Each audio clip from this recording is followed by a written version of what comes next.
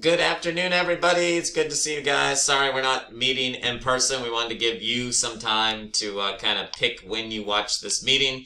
There are quite a few slides. Us going through them without the interaction from all of you, I think will make it a little bit faster.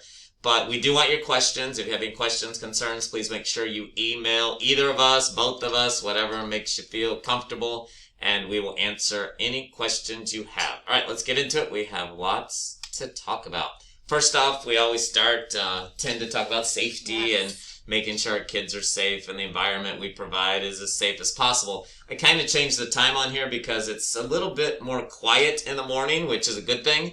So I feel like for the first 10 or 15 minutes, you're all getting settled. You're trying to get your room set up, especially when it comes to setting up the Zoom environment and getting the meetings going and that kind of thing. So it starts to get a little bit busier once our buses get in and once kids are released from the cafeteria from breakfast. So 7:20 is what I put on here. We just need to see more of you out in the hallways, at your doors, greeting kids, and also taking care of any behaviors that might be going on. Also reminding those kids that you see more than once that you should not see them more than once. They should not be roaming throughout the school. So any help with that, we would appreciate. How about face masks? It's going pretty good, right? Yeah, sometimes the kids do need reminders to keep their masks above their nose, but other than that, they've been pretty good. Yep, so thank you for that, and I think it's the reason we've had the fewest cases of the schools in our system. You've probably heard some of the information from our neighboring schools. They are having more challenges, definitely more exposures, not necessarily really high positive cases, but definitely more exposures. They've taken out lots of kids in the last couple of weeks. So we're mindful of that. I think you are too. All the things that we put in place are really helping, and it takes all of us to make that happen. So we appreciate it. The last little piece, I think we sent this to you some time ago. Make sure if you leave campus that you let us know that you are gone. Again, if it's your time, lunch, or a break time, you can definitely do that. But just make sure you sign out and make sure you sign back in. Curriculum. Let's start with that. You want to go a little bit?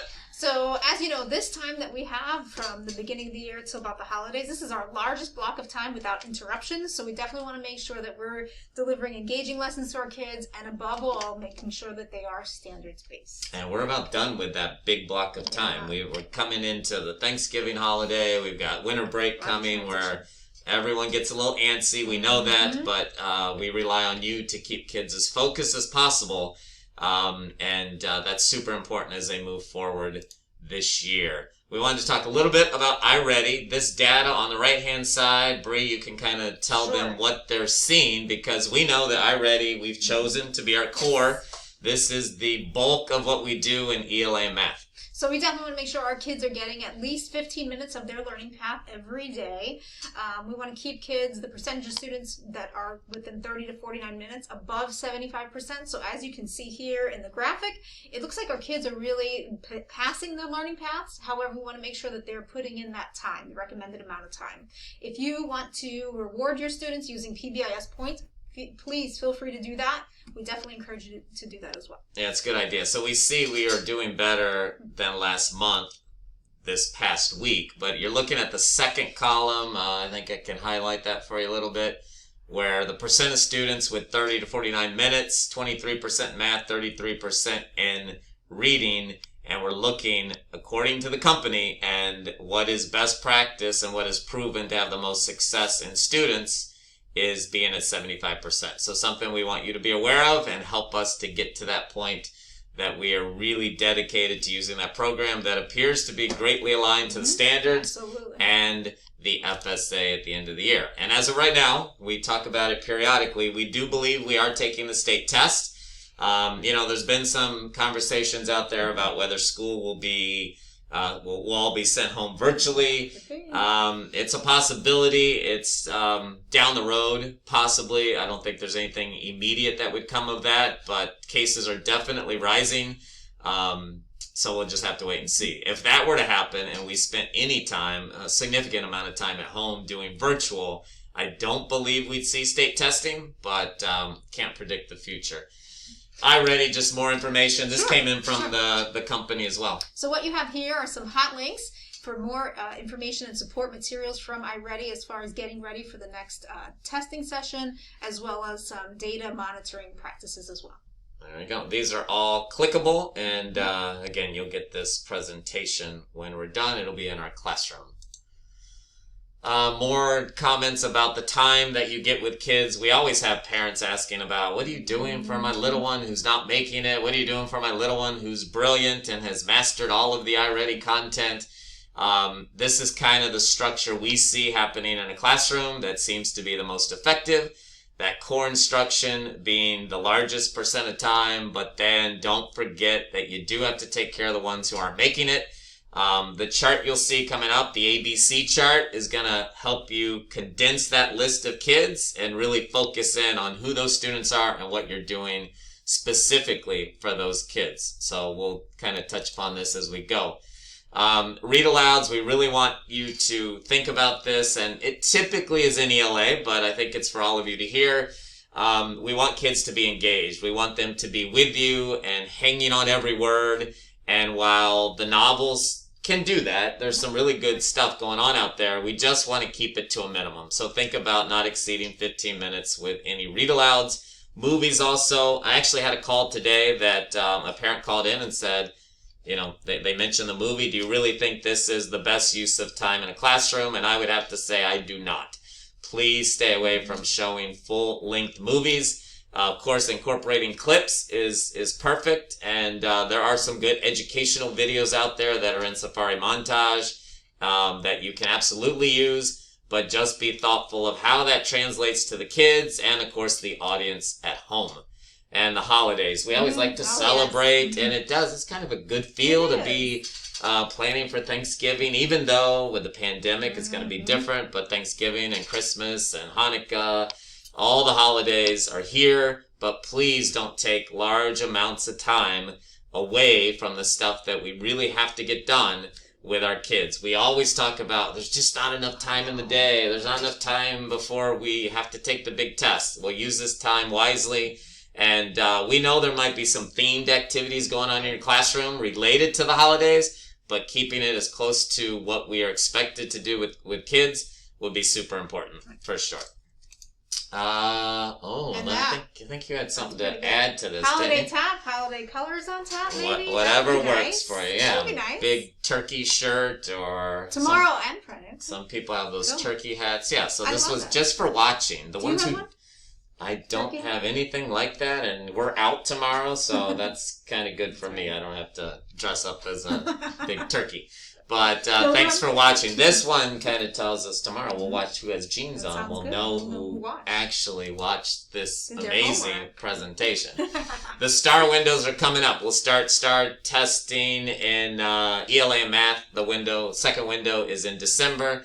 We'll do the third in March. Just trying to get the best information so we can think about the paths that kids need to be on for the rest of the year, which amounts to just a few months. Testing is beginning of April for the writing, and then early May for everyone else. So although the calendar shifted to ending us, June 17th or 18th, the testing calendar has not changed. So we need to keep plugging along this timeline. You sent this out some time ago. Just a reminder, everybody, we sent out an email regarding Google Classroom's focus and gradebooks. Just take a look, just as a survey, self checklist, just to make sure you have everything in there documented, because we will be going through the gradebooks, the Google Classrooms, and focus, just to make sure that everything is aligned. So the I do, we do, you do should be in your lesson plan. Or more importantly, right now, our big focus is going to be in the Google Classroom. So make sure you have the I do, we do, you do in your Google Classroom. That'll be a good start. I must say, the parents have been giving their feedback, and it's all been good, but constructive in many areas. And this is one they really like. The teachers that actually put in the I do, we do, you do language seems to work for them. We told you kind of can make it work for you, but this is one that we have received quite a few comments about, that people like this. So if you can structure that to that way and think about doing this for after Thanksgiving break, definitely for doing this when we get to second semester, would be perfect. And this is laid out for you. This is in our OMS Google Classroom. That to Sure. the presentation. Curriculum, test corrections. I think you're pretty good about this, but we do hear some rumblings out there from students and parents. But just a reminder, make sure you're unified as a grade level and department when it comes to how you manage test corrections. And these happen in all areas. So please make sure you're talking about that in the coming days and weeks. Math, just wanted to let you know, it doesn't really affect any of you, but just so you know what's happening, we really believe we have enough time with our students in each classroom. And when I say we, that's our math teachers believe that they can get the work done in the math block that they have, 85 minutes each day. So all instruction, remediation, tutoring, coaching, whatever terms you would use will happen during the school day in the math block. There will be no tutoring by any teacher after school. It's kind of a tradition that had started here many, many years ago, which I think was quite nice, but not expected. We can't give teachers anything for doing that, and I don't like that aspect. So what starts to happen is some do and some don't stay, and that's a really bad message that we kind of put out there to parents and kids, and we kind of pit each teacher against each other, and that's not going to work. So it's all going to happen during the day. No tutoring after school by any of our math teachers, and we kind of decided that as a department. Just wanted you to know. Dates coming up. Interim's coming out December 9th. That's not that far away. And then the end of the quarter is going to be January 29th. So we'll be meeting with some high-risk students. Really, we want to make sure that we take a proactive approach in making sure that our kids have action plans in place, understanding why they failed, how they can improve, just to be clear that we have a plan in place. If you have any students that you believe are at risk and need more immediate assistance, please feel free to pick up the phone, send me an email, let me know what's going on. I've been making phone calls all day. Very good. Yep, you've been tracking them down, and hopefully it has an impact. We know there are some really unmotivated students out there. When we see students that have a 2%, 5%, there's a lot going on there for sure. So we're trying to help the best we can. There's been, I think, 2 kids that we had to ask to just not come back. They were participating out of state, and again, if it would have been working for them, the virtual piece, we'd continue on, but it just was not. So we're doing everything we can to help you guys out with that. Change direction a little bit, still aligned to curriculum, because what this is about is everything we do academically to help kids, to ensure that kids are making gains, to ensure we're enriching curriculum, and all those pieces we talk about. But accreditation is upon us, and it's really upon us, meaning the week you come back from Thanksgiving, we as a system are starting to do walkthroughs based on the form that Cognia is the company we use for accreditation. It used to be, I know what it is. Accelerated. Yeah, there's another name to it. But yeah, that's the beginning. At any rate, it's Cognia this year, and the 4 principals and our superintendent will be making a visit to lots of classrooms probably the next 2 weeks after we get back from the Thanksgiving break. I'm actually going next door to the elementary school. Dr. Britton and Jackie Collins will come here to our school to be in your classroom. So, not a big deal. You guys are doing what you need to do, but the look-fors are quite different. So I wanted to share those with you and just give you a heads up. These are the areas that the accreditation walkthrough form focuses on. I won't read them to you. You can see them there. This will be available to you, but there are quite a few. You see, 7 of them? And this is the rating scale. So, of course, we want to see you all at 4s and very evident, but I'll show you some of the look-fors within A, B, C, D, E, F, and G, and you'll see how difficult this is going to be. And we can only, the only kind of skipping that we can do is to mark it a 1 that it was not observed. So we can't just leave it blank. We have to put in a 1, 2, 3, or 4. And if I can pull this up for you, for example, the first one is equitable learning. I'll just let you process some of this information of the different look-fors. And in some of these, we'll have to talk to students and actually get feedback from students. Do they understand what's happening in the classroom?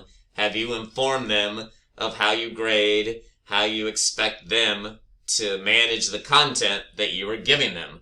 Let me go down a little bit further.